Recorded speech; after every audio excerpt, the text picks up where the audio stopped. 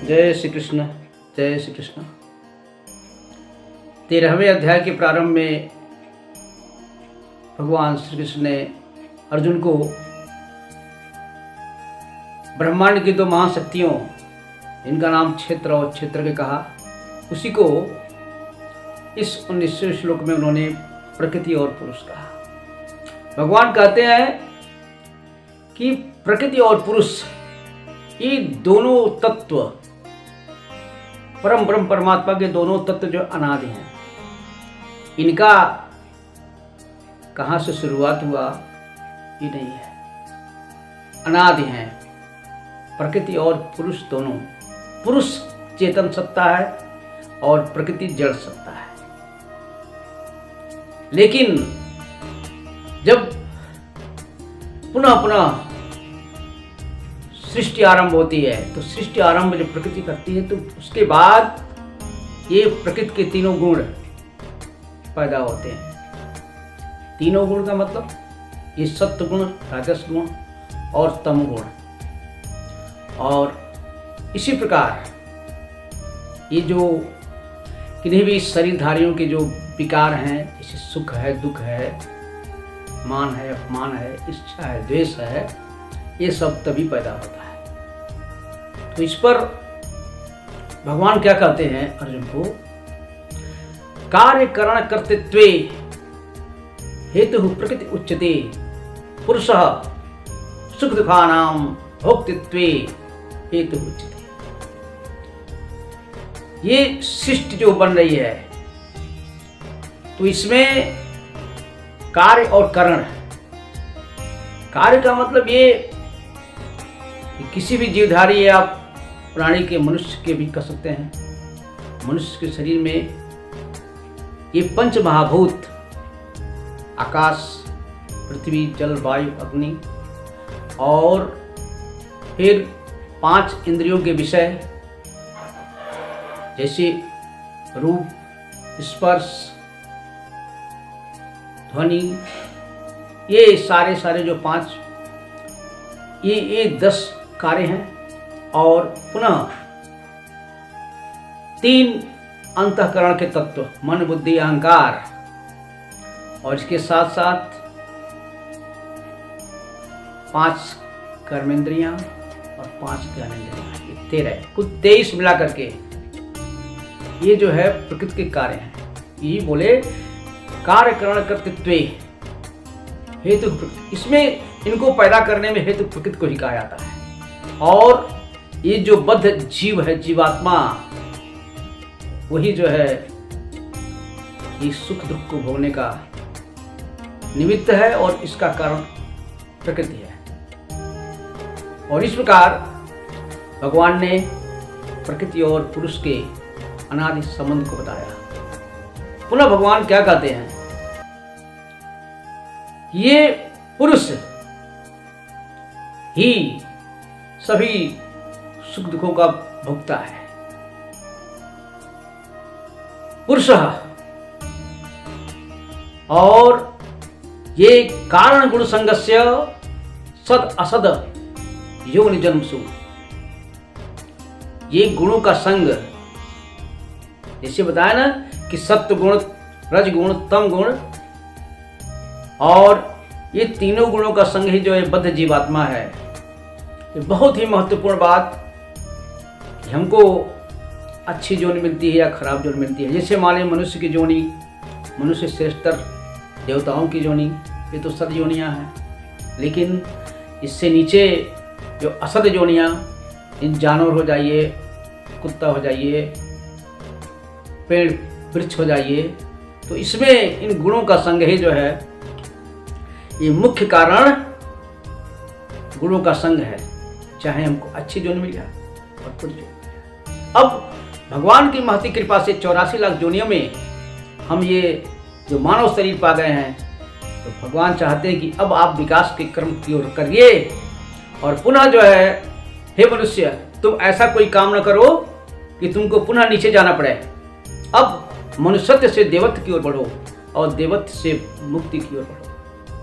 और इस जो ये प्रपंच है, शरीर हमारा, उसमें वो परमात्मा अलौकिक रूप से वो सब कुछ देख रहा है, आप क्या कर रहे हैं, क्या सुन रहे हैं। कहते भगवान उपद्रष्टानुमंता च भर्ता भुक्ता महेश्वर। ये परमात्मा जो है आपकी हर क्रियाकलाप का वो साक्षी है, वो देख रहा है। और अगर आप परमात्मा से सलाह मांगते हैं तो अनुमंता भी है, उपद्रष्टा अनुमंता च। और वो विष्णु रूप से ये सारे संसार का पालन पोषण करने वाला है, वो भरता है। उपद्रष्टा अनुमंता च भरता भुक्ता, और ब्रह्मा आदि महान महान ईश्वरों का भी वो स्वामी है, इसलिए वो महेश्वर है। और प्रकृतिस्थो देहेश्विन पुरुष अपरा, वो जो है प्रकृति स्थित है तो, लेकिन वो कुछ और ही है। और इस प्रकार भगवान कहते हैं यह एवं व्यक्ति पुरुषः प्रकृति गुणैः स सर्वथा वर्तमानोपि न भूयो विजायते। भगवान कहे कि जो भी व्यक्ति ये पुरुष और प्रकृति के अनादि संबंध को तत्व से जान लेता है, समझ लिया वो हर प्रकार से अपने जो निमित्तिक कर्म है, आश्रम के अनुसार जो कर्म है, जैसे ब्राह्मण का कर्म, क्षत्रिय का कर्म, वैश्य का कर्म, वो हर प्रकार से शास्त्र विहित कर्म करता हुआ भी वो कर्मों में लिप्त नहीं होता। और नौ भूजो विजायते, इस प्रकार वो अमृत को पा जाता है। उसको अब इस संसार में आना जाना नहीं है, उसकी मृत्यु नहीं होगी। और पुनः भक्त के कई प्रकार होते हैं। ईश्वर को साक्षात्कार करने के लिए भगवान बोले कि बहुत सारे अपनी सूक्ष्म हुई बुद्धि के द्वारा वो ध्यान करके उस परम तत्व का साक्षात्कार करते हैं। उसको क्या कहते हैं? ध्यान योग। और कुछ ऐसे हैं जो ज्ञान योग का अनुपालन करके, ज्ञान योग उसमें वो तो हो गए अद्वैतवाद वाले।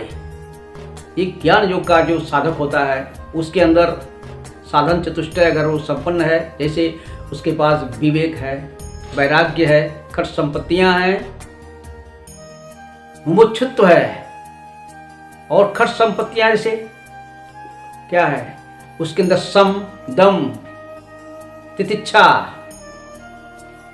श्रद्धा, संभाव, ये आ गया तो ऐसा थोड़ा कठिन होता है जो है ये ज्ञान योग यानी सांख्य योग का। और दूसरे जो होते हैं अपने कर्म योग के द्वारा जो निमित्त कर्म मिल गया वो निष्काम भाव से करते हैं, अपना कर्म करते जाएंगे। ब्राह्मण का काम क्या है?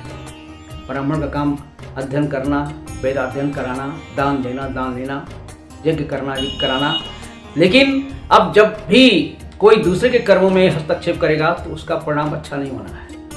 ये कर्मयोग, निष्काम कर्मयोग करके भी जो है करते करते करते भगवान कहते नहीं कि कर्मण्येवाधिकारस्ते मा फलेषु कदाचन, ये कर्म करना तुम्हारा अधिकार है, निष्काम कर्म करिए।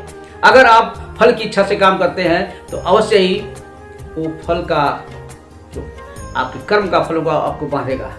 अच्छे कर्म किए होंगे तो उसको भोगने के लिए फिर शरीर चाहिए, बुरे कर्म किए होंगे तभी शरीर चाहिए, तो फिर ये तो एक चलता ही रहेगा और इस जीवात्मा को मुक्ति नहीं मिलेगी। इस प्रकार भगवान बोले कि ये तीन तरह से लोग हमको प्राणने की कोशिश करते हैं, लेकिन कुछ अल्प बुद्धि वाले भी हैं। अल्प बुद्धि वाले तो ऐसे हैं जो अपनी जो साधक लोगों से, श्रेष्ठ लोगों से सुन करके भी अगर उसके अनुसार अपने जीवन का यापन करते हैं तो वो लोग भी ये इस जीवन मृत्यु के चक्कर से छूट जाते हैं। ऐसा मेरा दृढ़ विश्वास है, मेरा कहना है, इसमें कोई संदेह नहीं है। इस प्रकार भगवान अर्जुन को समझाते हुए कहते हैं कि समझ लो सारांश में कि ये पूरी सृष्टि, पूरा सारे अस्थावर और चर बस क्षेत्र और क्षेत्रज्ञ के संयोग से निर्मित है। जब ये जीव जब ईश्वर की सलाह को मान करके उनके मानेगा तब वो जो है उसका बंधन छूटेगा, और नहीं तो वो अपने को मानता रहे और परमात्मा की बात को नहीं मानेगा तो ये सिलसिला समाप्त होने वाला नहीं है। जय श्री कृष्ण।